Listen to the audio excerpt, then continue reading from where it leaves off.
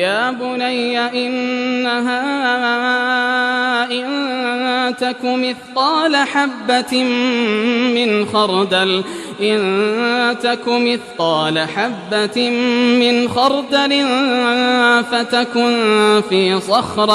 فتكن في صخرة أو في السماوات أو في الأرض يأت بها الله